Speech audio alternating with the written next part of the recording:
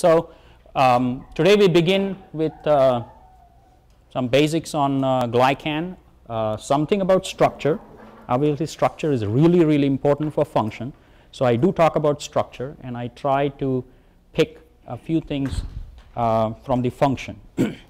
So in essence, what I would like to do is the following. I would like to present in this particular lecture primarily this is an information-rich lecture. So the idea is to simply provide you a lot of information and hopefully convince you a little bit about the breadth of the glycan field. Right? For those of you who were there in the first camp, they all got a book, and there were a few more who got a book. Right?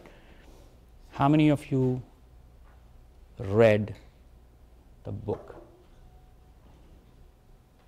Okay, 1, 2, 3, 4, 5, 6. Yeah. So yeah, it's creditable. So, but I expected way more hands than just 6, by the way, because not only is that book very lucidly written, but also the fact that it covers an entire spectrum. It tries to cover a pretty large spectrum, and and I thought that one of the things that I would like to do is to review some things that are interesting, well presented in the book, so that hopefully you go back and pick up essentials of glycobiology and enjoy. So this is in essence an information-rich lecture, and I'm trying to generally enhance knowledge. All right. I would also like to, in essence, highlight the vastness of the glycan biology.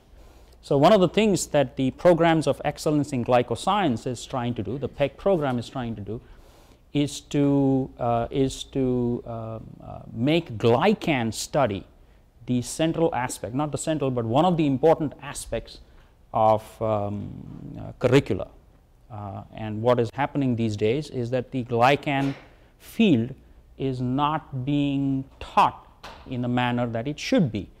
Most of the time, I don't know how many of you remember, we touched upon 2 major functions of glycans or carbohydrates last time, in addition to all the functions that we deal with, which are interactions and drug discovery and signaling and those kinds of things. For most part, last several decades, people have only thought about glycans in terms of what are the 2 functions that most people associate glycans or carbohydrates. If you find difficulty with glycan, then you can use the word carbohydrate. One is energy, and the second is, most of the time when people talk about carbohydrate, talk about energy, right? Gatorade, right? And what else? Carbohydrates impart structure, skeletal framework, and that's what people said, right? That this is the reason why carbohydrates are there, and therefore it's not useful, it's not interesting. Why should we study? But as we move forward, we are discovering more and more intricate roles of carbohydrates, of glycans. And what the program is trying to do is, in essence, trying to build, trying to come up with people who are interested in expanding the glycan arena. So I hope to convince you all about a little bit about the vastness of glycan biology, and hopefully you will think about engaging in glycan research later. This is going to be a selective discussion, so I just can, in 1.5 hours, well actually less than that now, we can't really cover everything, right? So it's going to be a highly selective discussion, but hopefully it will stimulate thinking. And then I will cover a little bit about PEG related work, just a little bit. We will have more lectures later on with what we are trying to do. So, okay. So in essence, glycans are basically categorized. I like to think of glycans in these different categories. This is simply to ease my understanding. Okay? And for most part, you would see that this is also the categorization that most people think about, although with some differences. So there are, broadly speaking, there are Nglycans, right? Glycans connected to nitrogen, covalently connected to nitrogen of the asparagine, for example. There are O-glycans, so glycans that are connected to the oxygen, serine, threonine. And within the category of O-glycans, there are mucins, primarily Gluckneck mucins, galactose, N-acetyl galactose mucins, and there are non-mucins. And then there are Gluckneck glycans. Sialic acids, in my opinion, form their own independent category. The application, the function is really broad, and therefore I like to think of sialic acids in their own special place. And sialic acids will be discussed by Dr. Balgurunathan, who will be here tomorrow, although he speaks on sialic acids on Wednesday. Then there are acidic polysaccharides. This is what NIH and PEG program has actually funded us. So acidic polysaccharides are, for most part, the most acidic molecules in our body, and they play some really phenomenal roles. One of them is hyaluronans. These are molecules for which there is a special programs of excellence in Glycosciences at Cleveland Clinic, and we are funded for sulfated glycosaminoglycans. And then there are glycolipids. Glycolipids are a growing class of molecules. We will have occasion, hopefully I can reach to that extent today, to touch a little bit about glycolipids. But for most part, we didn't really cover glycolipids in our first training camp, and I don't really think, other than what I'm going to say, we are going to have any significant discussion on glycolipids. But believe it or not, this is a major class that is of really good functional relevance. So to refresh your memory, right, and for those of you who are new, so glycans basically indicate the presence of carbohydrate constituents.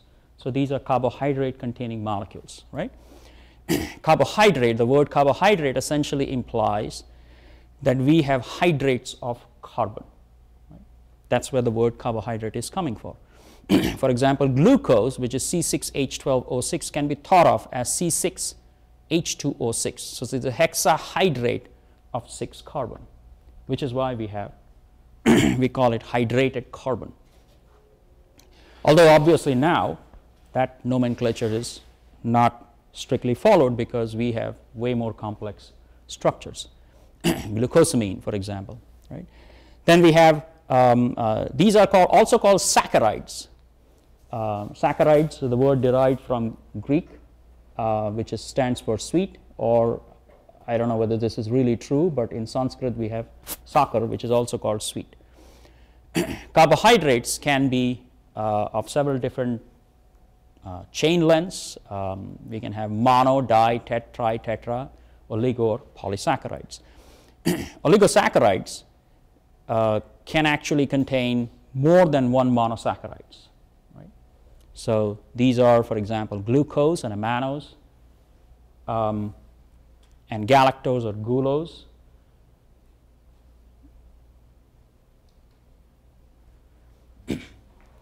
The interesting part is that unlike biomolecules such as proteins and DNA, which are linear, carbohydrates do not have to be linear. That's the interesting part. Do not really have to be linear. They can be branched, right? And branching plays significant role, especially, for example, in cancer. Now, this is what I mean by branching. Okay? By branching, for example, this is an Nglycan. So the Nglycan essentially has, at one end of the carbohydrate, which is typically called the reducing end, that's carbon. And we did all of this last time, but I don't think I want to repeat that. But if you have any questions, let me know. But there's an end called the reducing end, and that reducing end has a nitrogen. And this nitrogen is connected to a protein backbone, the side chain of asparagine. and that's why this is called N-glycan. So this part is linear, one after the other, head to tail. This is the reducing end, this is the non-reducing end. This is the reducing end, this is the non-reducing end. This is the reducing end and carry forward. So that part is linear. But then at this junction, some of the oxygens are connected to one chain, and the other oxygens are connected to a second chain. That's what branching essentially refers to. Right? That's what branching essentially refers to.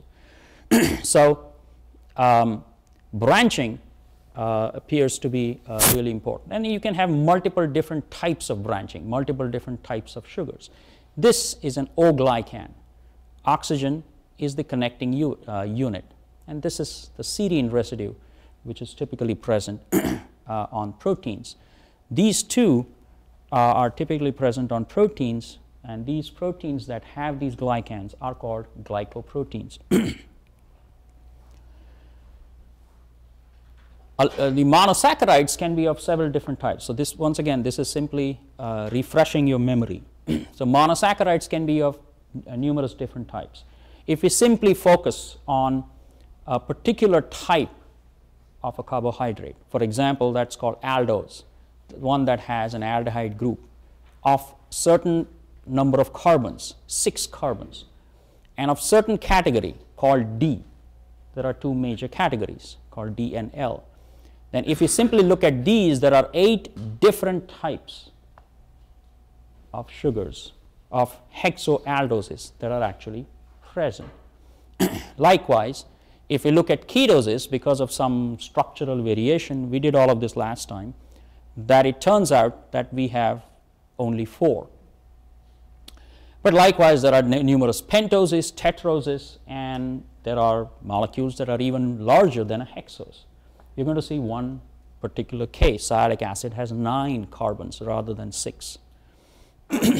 So in essence, these different monosaccharides, all of these different monosaccharides can be combined in various fashions to generate significant different structures, large number of different structures. And these structures, the diversity is so huge that to have a representation is extremely difficult. So to immediately understand structure based on simply written structural scaffold is extremely difficult. So people have come up with symbols, and obviously the diversity is so huge that even symbols fall short. Symbols do not fully convey the information. So I'm going to give you a spattering of the symbols that are used in the book that the Essentials of Glycobiology book that was given to all the trainees last time. This time we just don't have funds to give you all the books. So, so these are the symbols that are adapted, color-coded with different shapes. And for example, this is glucose. This is N-acetyl glucosamine, galactose, N-acetyl galactose, and likewise. There is not much structural thinking in design of the symbols corresponding to the structure. You just have to remember. Or I typically like to keep referring back. The only thing that I really like about the symbols is this star, which corresponds to X. So that tells me this is xylose. But other than that, everything has no real meaning that you could infer. So here are the symbols, and these obviously fall short of the structural diversity of glycans. So if you convert the branch structure into the symbol representation, it turns out to be something of this sort. What happens then is that you have to represent the linkage connecting the two sugars on top of a line that is connecting these two. And then that linkage you have to infer, and these linkages can have letters such as alpha and beta, and they mean something.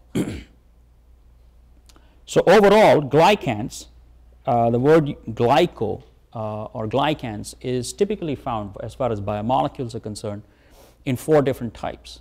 Glycoproteins, these are proteins that contain a glycan.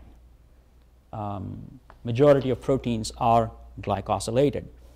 These are glycosylated, asparagine is glycosylated, or serine and threonine is glycosylated. So these may have one or more sugars. These sugars are all on the surface, and I have a figure to show you later on how dominant the sugars are in terms of the protein, the overall. Glycolipids are lipids that contain the glycan chain.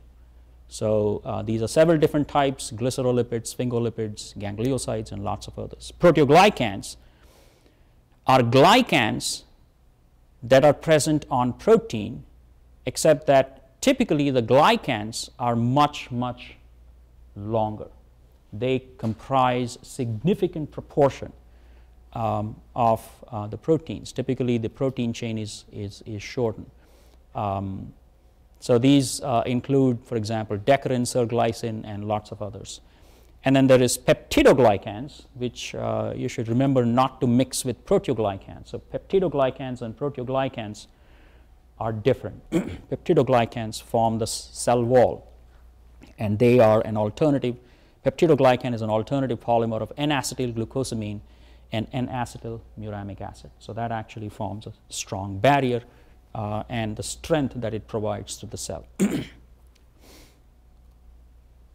Okay, so glycans, so in addition to the different nomenclature, one of the things that we always have to remember is the glycans typically can be connected with any of these positions, and there is a sixth position here, which implies that the structural diversity is pretty huge, way more than proteins and way more than obviously DNA.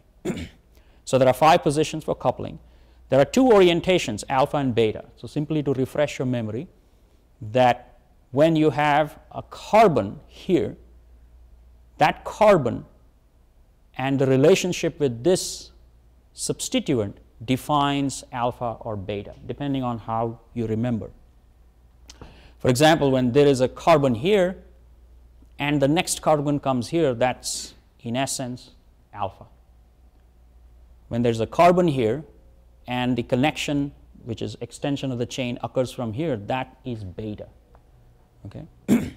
So there are 2 different forms, D and L, and that is dependent on what is this linkage, what is this bond, how is the orientation. So that's D and L. For most part, majority of sugars have D, although L is obviously possible. In addition to regular attachments, which are sugars, for example, that can be attached either here or any of these positions, then you also have groups such as acetyl, groups such as sulfate, groups such as phosphate, and those add to the structural diversity of glycans. And in addition to that structural diversity, we can actually have conformational variations. So this 5-membered ring can exhibit several different types of conformations. And when Dr. Mosier comes up in the next hour, he will talk a little bit about what these conformations are.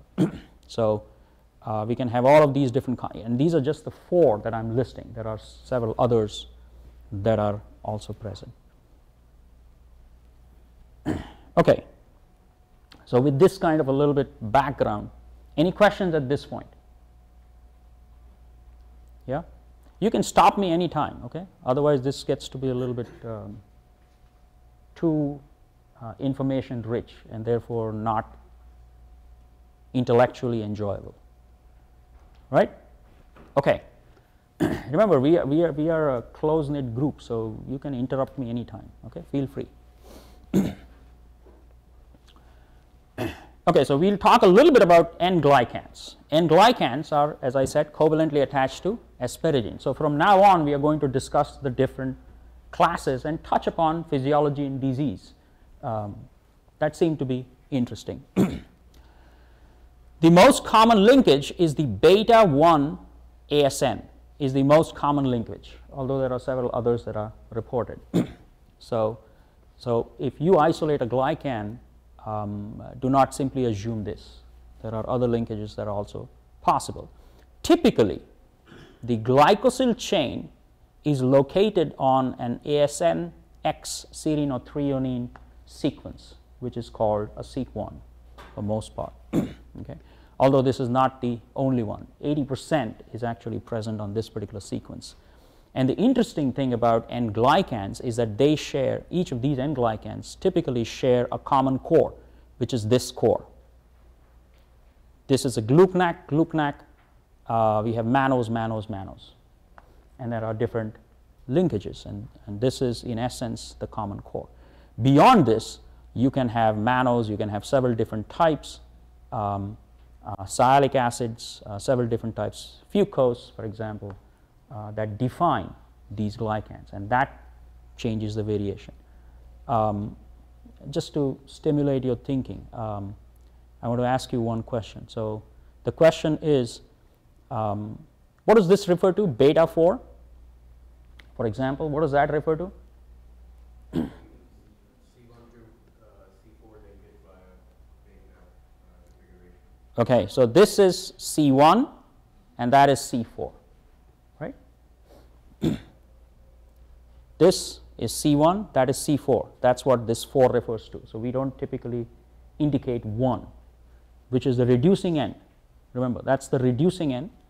That is the connecting unit. Beta refers to the orientation as to whether it is alpha or beta. Right? And that's how it is. This is 1, this is 6. This is 1, this is 6. This is 1, this is 2. Right? Positions. Everybody got it? Yeah? What about here? Alpha 6.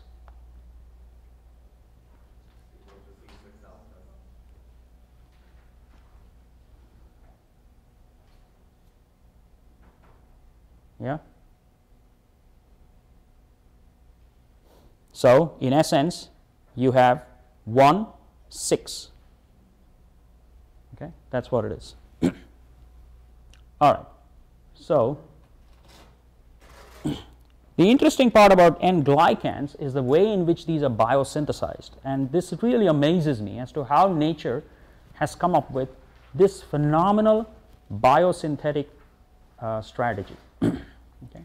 And there has to be a big reason. There's a lot of work that is currently being done, numerous different genes that are involved, numerous enzymes that are involved, and it's really striking. So I hope to point out to you all about the really interesting part about how these Nglycans are synthesized. Typically what we would assume is that each unit, and this is something that most people immediately come to conclusion, that each unit is simply added one at a time on the scaffold on which it is supposed to be built, right? The scaffold that it is supposed to be built is the protein scaffold, and Nglycans are present on glycoproteins or proteins. So the scaffold, which is the entire Glycan scaffold, should typically, the first thought would be that you would attach one sugar to asparagine, you would attach second sugar to asparagine, you would attach third sugar, whatever that is needed, to asparagine. Well, that doesn't really hold true at all. It turns out that a 14 sugar unit, and there is a logic to why this actually happens. So 14 sugar unit is built first, followed by N block transfer onto the protein that is being translated.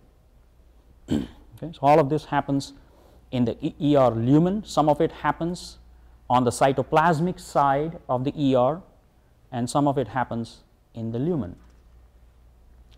So this is a complex figure, but I hope to give you a general idea about what is happening here. So in essence, obviously we are making sugar chain. So as you go along, this is the chain that is being made, starting with Gluckneck, right? Starting with the first sugar, there is an enzyme that plays a role, transfers Gluckneck onto a lipid containing species, dolicol phosphate, which is a fairly long lipid.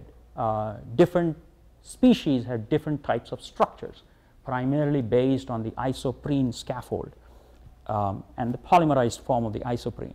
So, so the first one is attached. This is a high energy bond, which is later on used to transfer the 14 carbon scaffold directly onto the protein.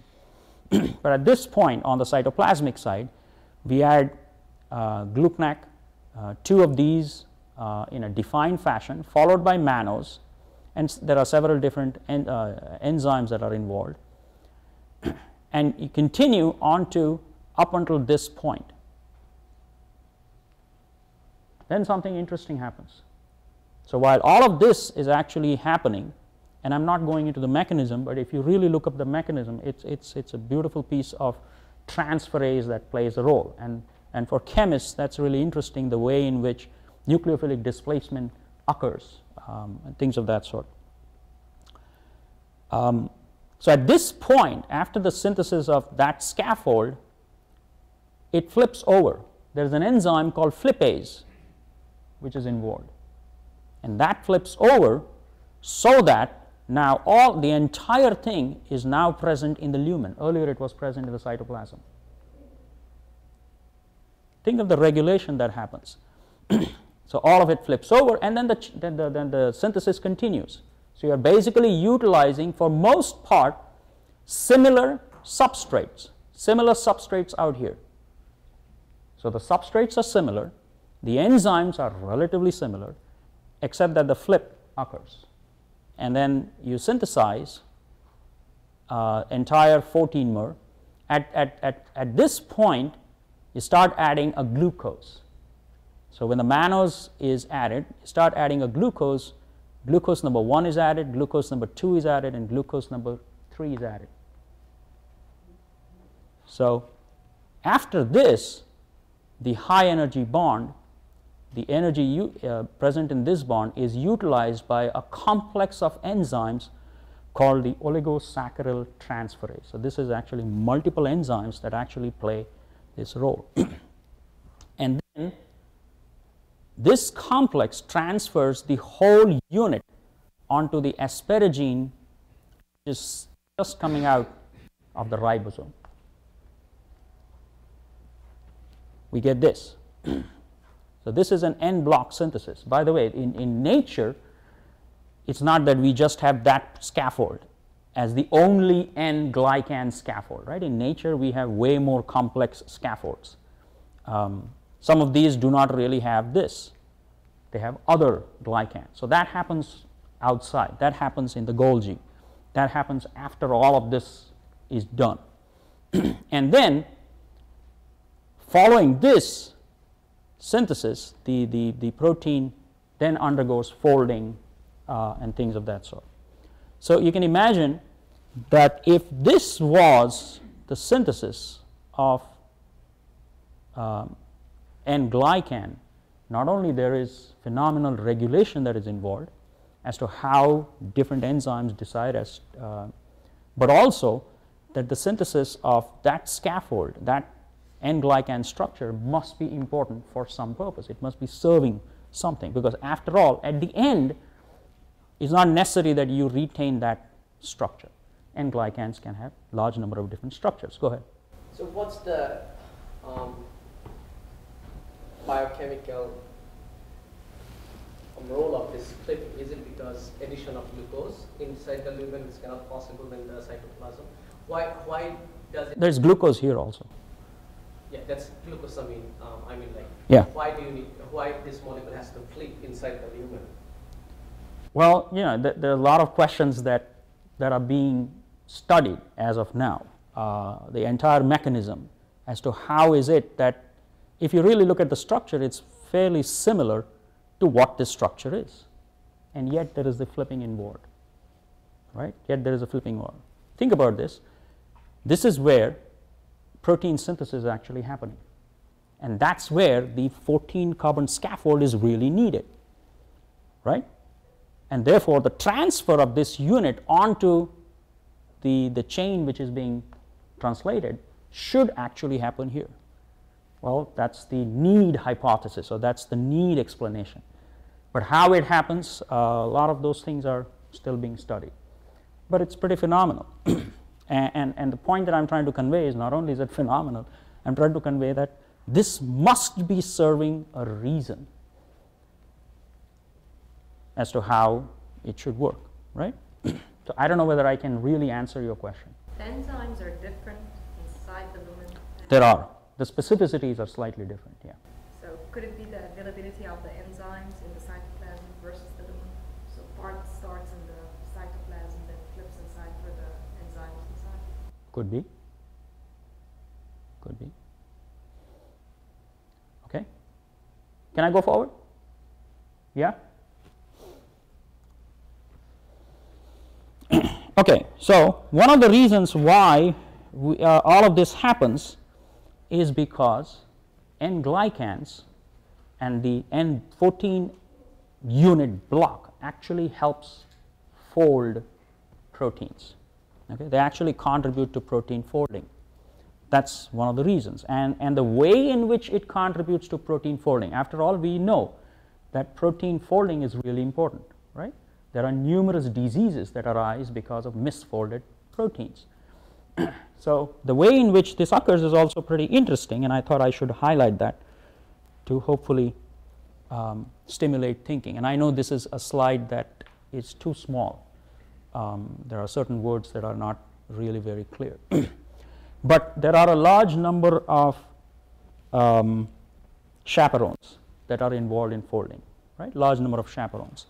And in the ER, as far as the Nglycan structures are concerned, there are two major chaperones that are present. One of them is CXN, called calnexin, and the other one is CRT, which is called calreticulin. The word calnexin and calreticulin should tell you a little bit about what they would need, because that word or that prefix is very commonly used across the board. Like Spencer is nodding his head. So what does that tell you? What does it actually need? Probably needs a cofactor like Calcium, calcium. yeah. So that's why we have it. Okay. So this really requires very high concentrations of calcium, several millimolar concentration of calcium. So both of these are calcium dependent chaperones. Just as, for example, you might have heard about calmodulin and several other proteins that really require calcium. So these are calcium dependent chaperones, and the interesting part is that they recognize a glucose. Okay, so they recognize a glucose. So last time we did something about proteins that recognize sugars. What are those called? Lectins. Those are called lectins. So in essence, these are, for most part, similar to lectins. Okay, lectins, for example, plants many times needed utilized for. We had a lecture on identification, right? Utilized for identifying what carbohydrates are actually present. So these are chaperones that recognize a sugar, and for most part they can recognize terminal sugar present in a glycan. But it turns out that if the scaffold has mannose on the other antenna, oh, by the way, this is called antenna, okay? So that's one of them. So if you have a sugar and then there is a mannose on the other side, the efficiency, the way, the affinity of the lectin for that Nglycan is higher. Okay, so it holds on to it. So, so here it goes. So what happens is that there are enzymes that are present in ER. So first of all, there are enzymes that load, obviously, with the transferase, that load the glucose onto the 14 block. And in the same box, in the same space, ER lumen, we have glycosidases that hydrolyze that. Okay, that hydrolyze that. And so we have two different types. One of them is called G1 and one of them is called G2. They have slightly different specificities. So G1 hydrolyzes the first sugar and G2 hydrolyzes sugars, not sugar, glucose. Okay, so the terminal glucose. So what happens is that because of the presence of this glucose, the CNX. CNX is a membrane-bound chaperone, and CRT, calreticulin, is freely floating, right? So I'll give you an analogy in just a little while. So CNX is bound to the membrane. It's basically waiting there. It binds to glucose. So as the proteins are formed, some of them may not really be folded well appropriately. So what happens is that because of the exposed hydrophobic surfaces, the CXN recognizes not only the glucose, but it also recognizes additional features, and then it folds. So then we have an equilibrium that is set in. Proteins undergo folding. At some point, obviously, these come out. These are hydrolyzed by the glucosidase, and when there is no additional glucose remaining at the end, and there are no exposed major hydrophobic surfaces that are actually present on the protein, what happens is that it is transferred onto the Golgi for further processing. Okay? So this is the properly folded protein. How is it arising? It's arising from the action of the presence of glucose.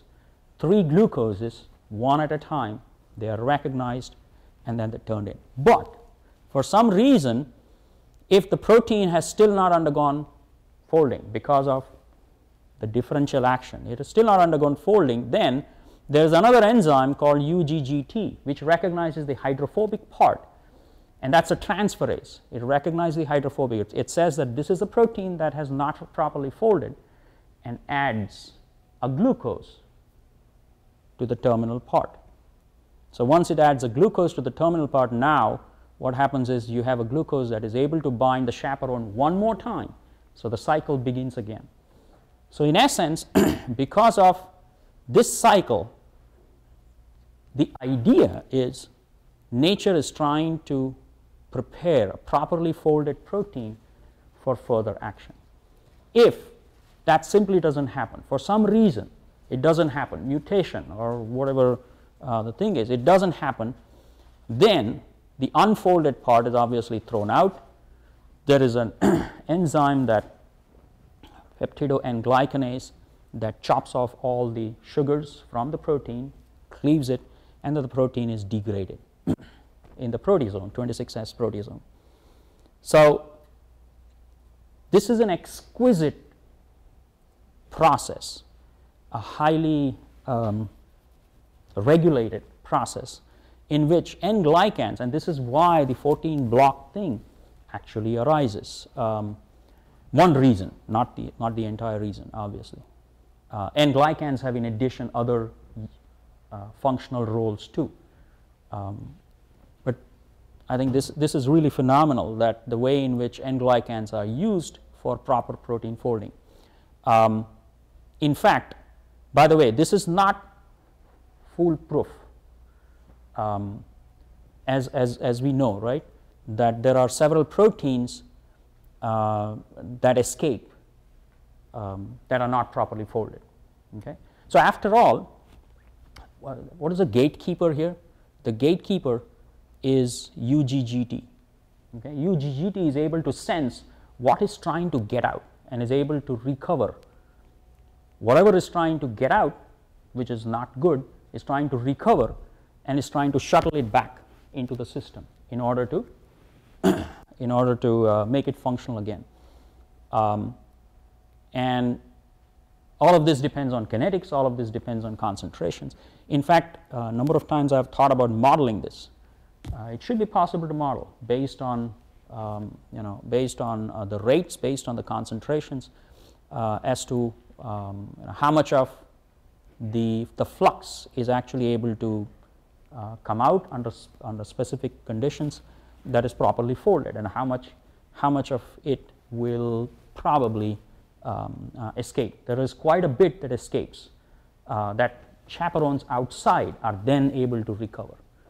All right, go ahead. So how long can these glucose units get on the N-glycan? Yeah, how long? In the sense more than 3, or is it time? More than 3. For some reason, it's only 3 that's defined.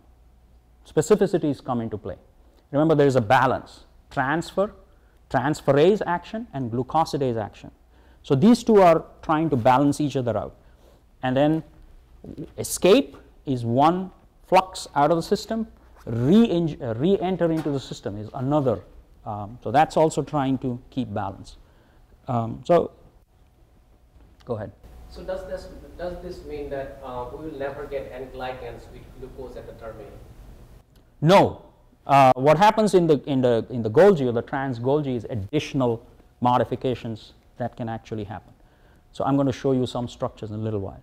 But this is the scaffold, the 14-mer scaffold, for most part is designed to do something like this, to make protein fold properly. Okay, for most part. Obviously, Nglycans, as I repeat, Nglycans have their own other functions too, many functions. Okay, but it's really interesting, isn't it? Don't you think? This is really phenomenal. This is absolutely intricate, the way in which the system has been designed. And obviously, much of this is still being researched. Much of this is. Go ahead. So, in the absence of the Nglycan, is there any other mechanism that kicks in For folding? to get the folding? There are several different chaperones that are available. This is just one of them. What are the studies that have been done to show that this Nglycan is essential? So yeah, I have. It's already 9:27. I have. Yeah, I'm going to touch a little bit. I don't think we can discuss a whole lot, but I'm going to touch a little bit. I do have 1 or 2 points. But do you think this? Are we done with this? Yeah. Go ahead. Is there any evidence for in vitro young glycosylation? Is there any evidence? Like you can take the 14-mer block and it has to be By you simply using this enzyme? Maybe somebody has done that. I don't really know, but I think it's a good point to think about. That will tell like how much it affects the folding of the protein. Since these are surface charges. Oh, I mean, yeah, I mean, so let's. Okay, so why don't I touch upon whether this is really happening? By the way, Nglycan and role of Nglycan. As I said, not all proteins that come out are completely folded. There is quite a few that escapes this, primarily because the gatekeeping function is all equilibrium dependent. You have to remember that, right? It's all equilibrium. So there are several equilibria that are involved, and because it's equilibrium, some of it can definitely escape. It's not that there is a gate that recognizes only fold, such as a pore that recognizes that this is the only one that. Okay, so following appropriate folding, further maturation occurs in trans Golgi. So, and this is the addition of the fucose, of Gluckneck, or elongation, or capping. All of these, in essence, arise in the trans Golgi. So, Nglycans, therefore, you have a large number of different structures. So, what is the effect of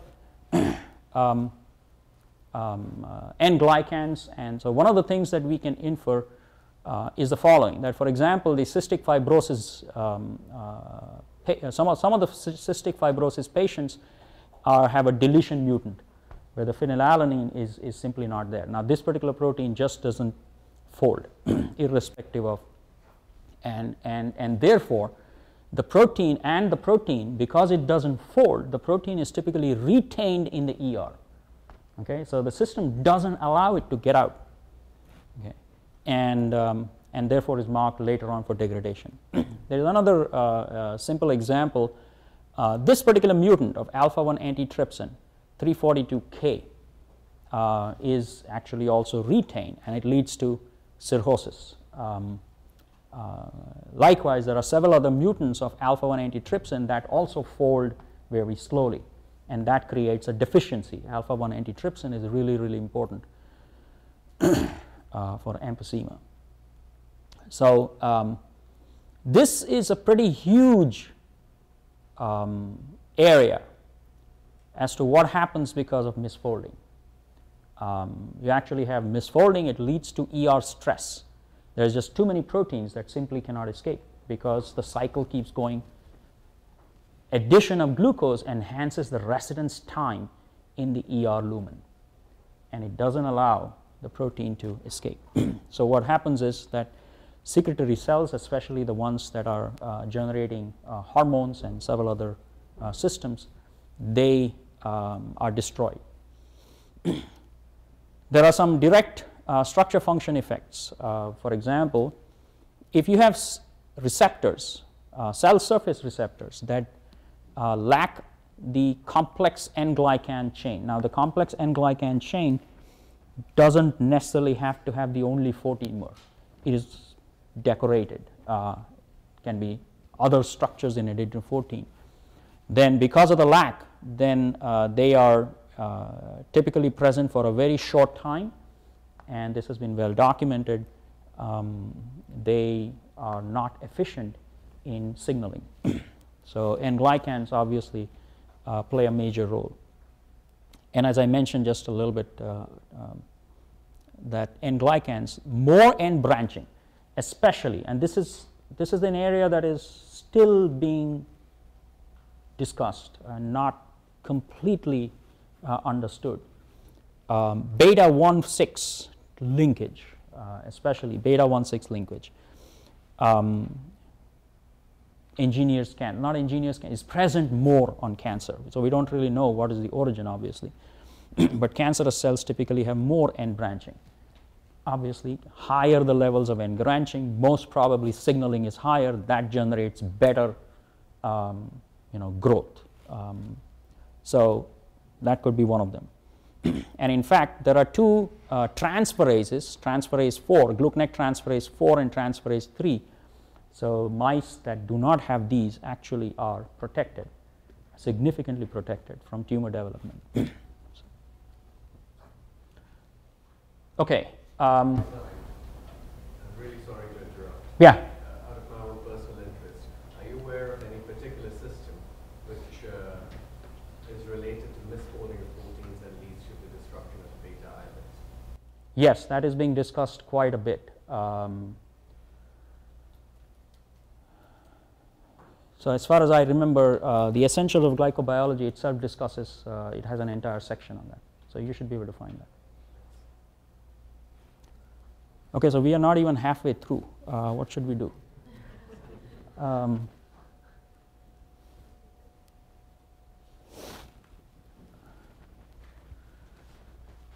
Okay, we will try to do whatever we can, okay, and then leave it up to you to study whenever you want to study. But hopefully I have piqued your interest a little more than, so. I have a quick question. If we're not able to get through all the slides, will you give us an electronic version so we can see the details?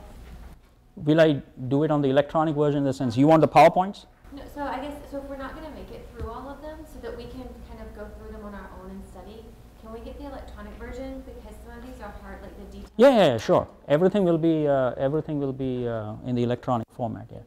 I thought you wanted me to give a lecture which will be recorded, which will be put on the web, which you can, so it will be hopefully a 3-hour lecture. Yeah, but even last camp's lectures will come online in February, all right? So hopefully we will have everything. And some of you have already gone through those lectures. Okay, so O-glycans. Let's go a little bit faster. So O-glycans, these are covalently attached to serine and threonine. I like to classify these into two major types, mucins and non-mucins. Mucins are primarily the ones that have GalNAc. These are GalNAc-based O-glycans. In addition, for most part, people like to call mucins as having long structures, long carbohydrate structures. And if you can correlate mucins with mucus, these are long structures that retain a lot of water. So that's one of the reasons why these are actually significantly present in the mucus. Mucins contain peptide sequences, repeats of serine and threonine. Obviously, these are a large number of serine and threonines that are placed side by side, essentially very close to each other, from which the carbohydrate, the O-glycan chains extend. And because of this, you get a structure somewhat of this sort, and this is significantly present in the mucus. And This is called the bottle brush structure. All right, all essentially resembles a bottle brush. So O-glycans here are comprise nearly 80% of the total weight. So this is a really long polymers. So this is what I was meaning when I say that these things are decorated. So you can have these are obviously O-glycans, but you can have several of these present also in Nglycans, and that happens in the Golgi. So O-glycans not only have O-Gluckneck, but they can actually have a large number of different structures, and the structural diversity here is really phenomenal. Some of the things you might already know. For example, blood group A, B, and O. Now these are actually arising from variations in the Gluckneck, terminal Gluckneck units present on glycoproteins and the erythrocyte. So, for example, Gluckneck alpha 1,3 galactose that has a fucose. So this is a biantennary or a branched structure. Presence of this, you classify individuals as group A individuals. So these are the ones that are not able to recognize group B blood. And the difference between group A and group B, if you really look at these, I wish I had these structures in detail, but Gluckneck 1,3 fucose alpha 1,2 gal alpha 1,3 fucose. So this is same as this is same as this. The only difference is the galactose. While here it is N-acetyl, here there is no acetyl group, so it's galactose. So it's present difference of one acetyl group that converts blood group A into blood group B. And then blood group O has neither. So blood group O basically just has a fucose, galactose, and then there are, starting from here, there is a Gluckneck and other units that are actually present. So blood group O doesn't have a galactose or Gluckneck, so that converts it into blood group O. So you can see that these are really important because the recognition reaches recognition by proteins, right? So there are antibodies that are generated to these epitopes is what we are talking about. So the recognition of those antibodies reaches to the level that is able to recognize one acetyl group, is able to differentiate one acetyl group. That's the phenomenal level of recognition that we are really talking about, and that can cause a lot of complications, right? Okay, so to quickly tell you a little bit more about Mucins. Mucins, mucus trap bacteria and the microbes. That is one of the reasons why they are, and the reason why they are is because most of them are hydrophobic. Some of them have negatively charged sialyl groups, and I know I haven't done that. I have a slide on that. Dr. Balgurunathan is going to talk more about sialic acid, but these sialic acids are acids, right? So they have a carboxylate, and therefore they retain a lot of water, salt, and lots of other things. So they create a barrier, which is how they work. One of the things that I'm simply amazed when I look at glycans is their sheer size. Okay, so size becomes important, right? Size. So if you really look at, so here's the structure of an enzyme called lactase. So lactase is involved in polymerization, and this is the enzyme. Obviously, this is ribbon diagram. So this is not a space-filling model, but this is ribbon diagram, and these are space-filled sugars. So if you really look at that, these are huge. They extend significantly outside, and there are several of these. So this is one chain. So there are 5 chains, and so the size of these sugars is really huge. And imagine that they have water around. So when they have water around, that actually protects what is underneath. And that is really important because then enzymes cannot really reach into the depth and then hydrolyze. So it's one of the things that the sugars actually, not only that, do I have it? Yeah, somewhere I should have it. The Nglycans, because of the size, can actually help change the conformation of the protein. Sometimes the effect on the conformation of the underlying protein is local, sometimes it is globular, or sometimes it is global.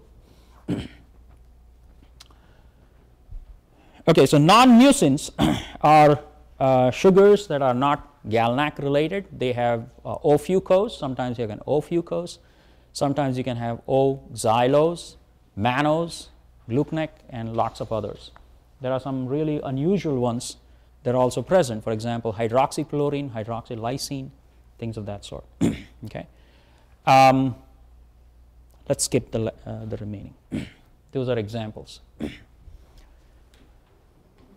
Okay, the interesting, one of the very interesting O-glycan is Gluckneck glycans. Now this is interesting because while on one hand we have seen Nglycans that actually start off with a 14-unit scaffold, the O-Gluckneck can have only one. O-Gluckneck, sorry, can have only one. I had a really quick question. So mucins, what makes them so resistant to degradation? Because they're there in mucus, right? So They're, mouth, stomach, really hard regions. they're really hard to reach out, so that's one of the reasons, yeah. So they're just sugars linked by standard linkage. What makes it so special? Why doesn't this acid in the stomach break them down?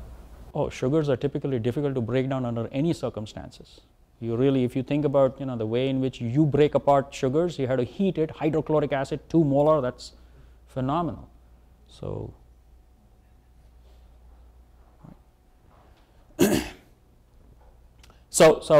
getting back to Gluckneck, this is distinct primarily because you can have one sugar which is loaded onto serine threonine as compared to the 14-mer. So there's a dramatic difference you can have. That doesn't mean that O-Gluckneck or O-glycans that are based on Gluckneck have only one. Okay, they can be extended. You can have multiple different scaffolds. But there is one, and this is really interesting. The interesting part is that unit is a dynamic unit, right? So it's not that it's put in for the life of the protein. That's not the case here. So the Gluckneck can be put in, and after a while it can be removed while the protein stays and works, and then it can be put back on. Okay, so that's the really interesting part. So and it appears to be similar to phosphorylation. So the reason why Gluckneck is made is to carry a signal. Okay, is to carry a signal, just as phosphorylation. And I'm going to tell you even something more interesting, that it looks like that the transferase and the phosphorylase are in dynamic complex. It looks like, and there are several cases now, people are studying this in significant detail. So one removes the phosphate and it attaches the O-Gluckneck. So we do have a signal arising from this simple thing. It's difficult to identify this. So while in certain conditions we may actually isolate the protein, and then we might think that, oh, let's just chop it down, do the mass spec, and find out whether it has an O-Gluckneck unit or not. And we may end up with an answer saying that no, it's not there. But then you might be under a dynamic state where it was not there. Doesn't mean that it was not put in, because it's dynamic. So it's extremely difficult to find out as to what is actually happening. For phosphorylation, there are numerous kinases.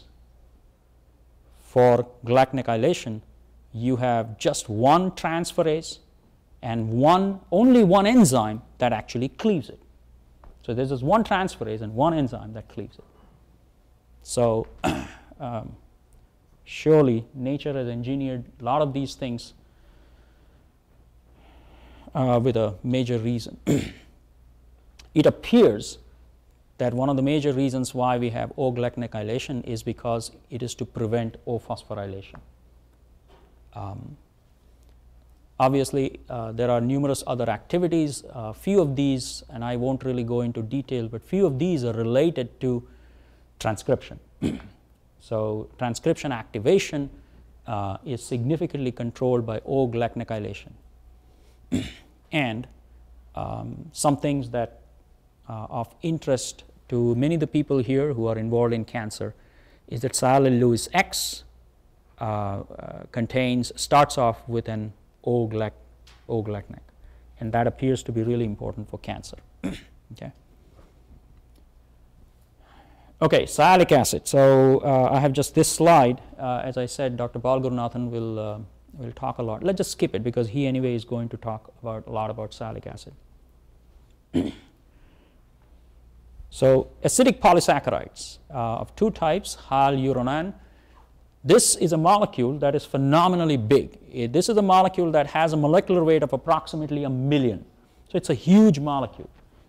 And it's a polymer, it's a copolymer, an alternating one that alternates between N-acetyl glucosamine and glucuronic acid, okay? Organized in a 1,4 manner. So this is 4 and this is 1. And that's the only disaccharide unit. There is nothing else. So it's absolutely homogeneous across the board. It's completely homogeneous. It's just too long. It's just phenomenally long. And here's the electron micrograph. And this, for example, this is a chain that you can see actually extends a lot. So this is a huge molecule. One of the reasons why this is made is because this molecule obviously binds a lot of water, exhibits high viscosity, and introduces a physical barrier. So it actually creates a matrix through which a lot of these things cannot really penetrate. And this molecule is present in the vitreous humor of human eye, in joints, and wherever you need something of this sort. Okay. This molecule is really important in development. In essence, everything, tissue organization, proliferation. In fact, it's really important for heart formation. This molecule, a knockout, is embryonic lethal, and if you really find out the time is at heart formation. So this molecule appears to be really important. Another interesting aspect of this molecule is that it actually plays a role in fertilization. Hyaluronan creates a matrix, so it tries to protect it, and only if the sperm is able to penetrate, if it has strong high concentrations of an enzyme that cleaves the hyaluronidase. So the enzyme which is present on the sperm head, as the sperm moves, is able to cleave the matrix that is generated, and only then it is able to penetrate. So in essence, this particular molecule appears to be very important in cell motility, cell transformation, and all of these things are important obviously for normal cell survival. Tumors actually need it because they have to keep surviving under harsher conditions.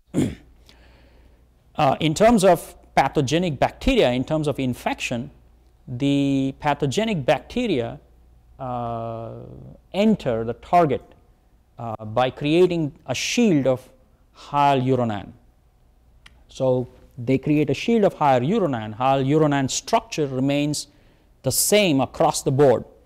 All the bacteria have the same structure. Humans have the same structure. So therefore, for humans, they feel this is self. And therefore, there's not anything unusual, so they are able to take it in. So it's a good way to get entry and induce infection. So it helps, it avoids complement, and it helps colonization.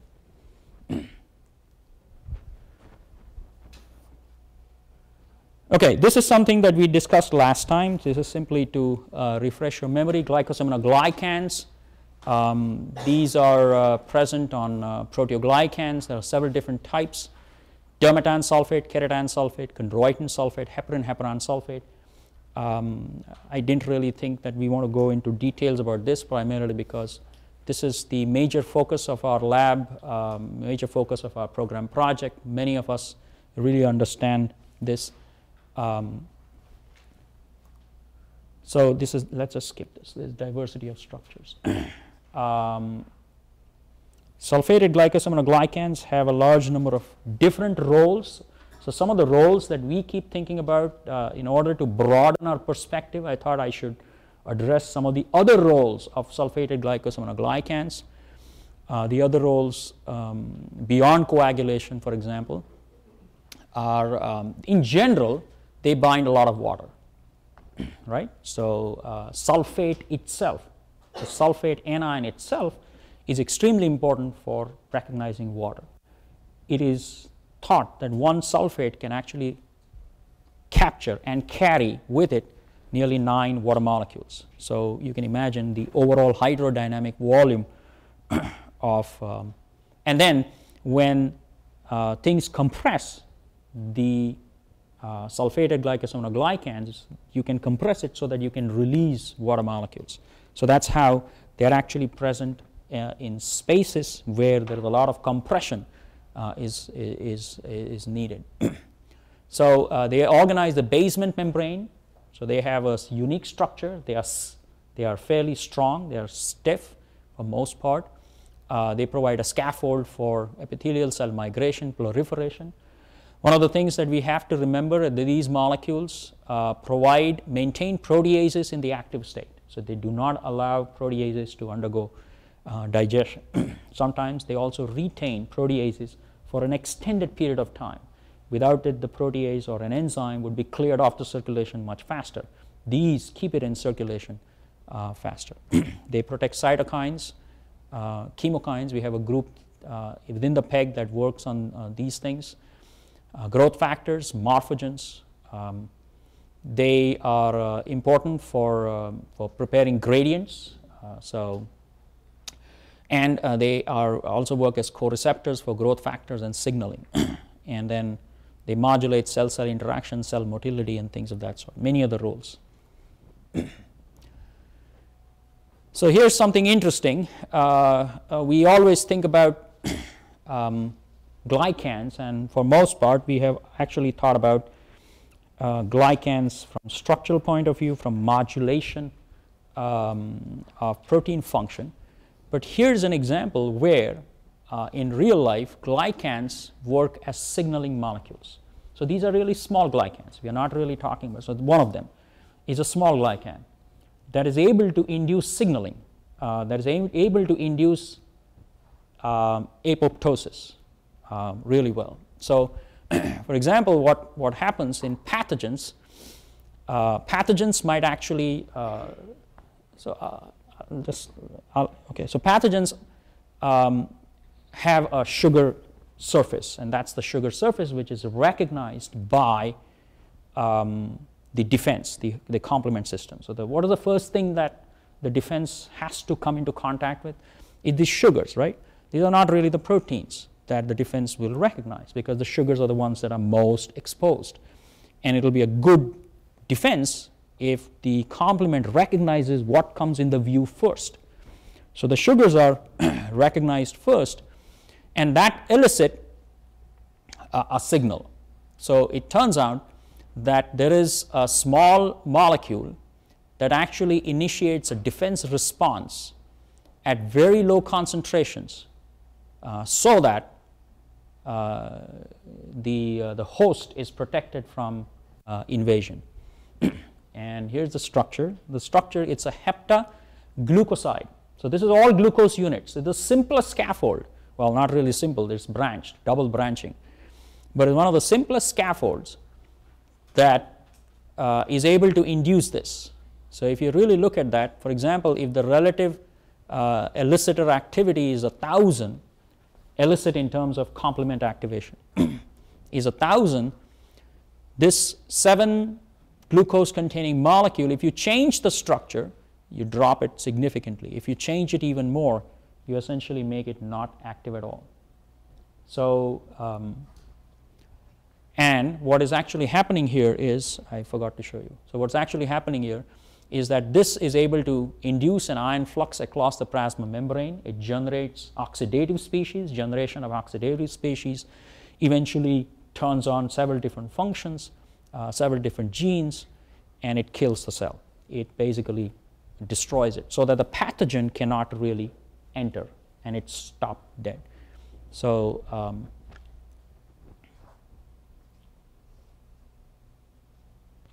okay, hyaluronan is also a signaling molecule. It's pretty big. Other interesting aspect of hyaluronan is it's not really connected to a protein. It's a free molecule. It's completely free. So it binds to CD44, which is a receptor, a transmembrane receptor, and this binding is able to elicit signaling, is able to induce a signal so that it actually leads to anti-apoptosis and the cell survives, which is why it's actually highly functional in cancerous cells. Okay, let's stop here. I have a lot of slides going from 30 onwards, but I want to give you a break because I'm just talking a lot, and